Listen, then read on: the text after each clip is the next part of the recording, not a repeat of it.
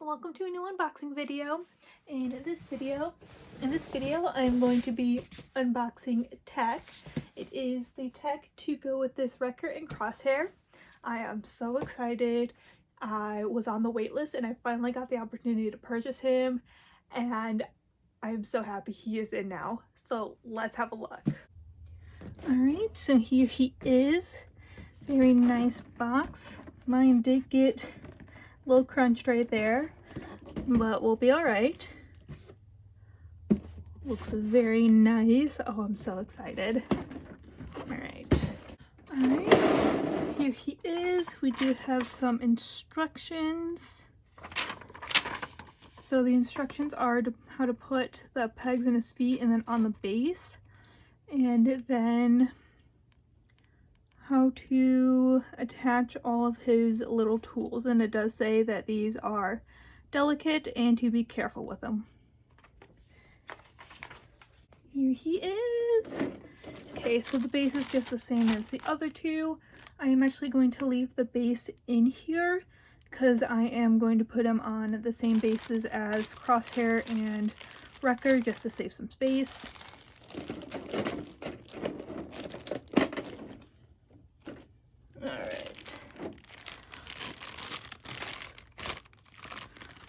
He looks so cool. Kind of interesting that he came with the helmeted head already on. So his visor does go up and down just a little bit, not a whole lot.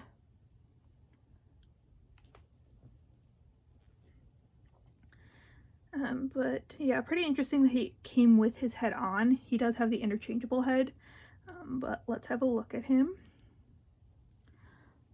Very nice.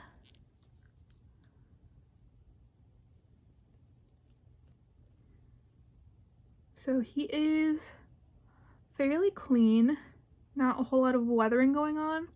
Does have some shading and like a gray wash on his armor to tone it down a little bit. Some weathering on the red paint and the gray paint, but not a whole lot, so very clean. Overall, everything looks pretty even. It's very nice. Looks very accurate to the animation. Oh, he is really, really nice. Oh, look at him. Alright, Alright, so the head just pops off real easily like that. I am gonna put the helmeted version back on because that's how I'm going to display him. Alright. One arm. Again, fairly clean paint job. Some slight weathering on the gray and red paint on the armor. But everything else is pretty clean with minimal weathering, a little bit of shading on his pouches. Nice metallic paint on his blaster. Doesn't look like there's any weathering or anything on there. The blaster is a separate piece, so it does wiggle a little bit. Very nice. Oh, it's so nice. Alright. So here is the other arm. Again, fairly simple paint job. Just some light weathering on the gray and red paint on here and some minimal shading on the rest of it. The black of the fabric undersuit doesn't have any shading or highlighting to it. It's just the solid black of whatever this was cast in, it looks like. His forearm piece right here does look a little plainer compared to his shoulder and hand armor. Those look like they kind of got a little bit of a heavier hand with like the gray wash. But other than that, again, still pretty consistent with everything else. Alright. Fits in there very nicely. Looks very good. So there he is, all put together. Again, very, very nice. I absolutely love it. I love the sculpt of these figures and also like the simplicity of the paint job. They just look so clean, yet just so nice. Alright, here is his backpack. So again, it's got a nice gray wash on it and then a little bit of weathering on the red paint. Very nice. So there that is. Again, pretty consistent paint job overall, which I really appreciate. Oh, he looks so beautiful. So he does have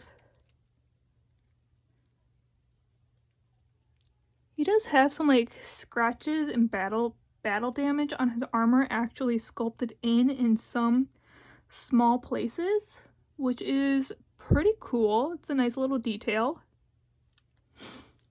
Alright, so here is his unhelmeted plain head.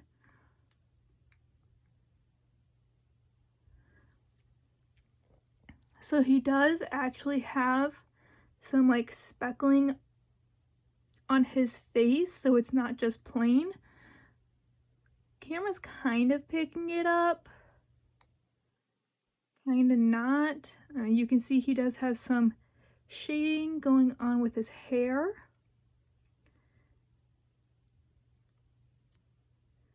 And the goggles look like they are just a plain color. But again, pretty consistent overall. Oh, he looks so beautiful. Just look at him.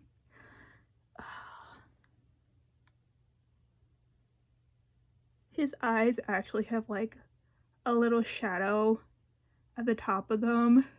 It's really hard to see, but there is actually like a shadow at the top of his eyes. Oh, it's so cool. All right. So we have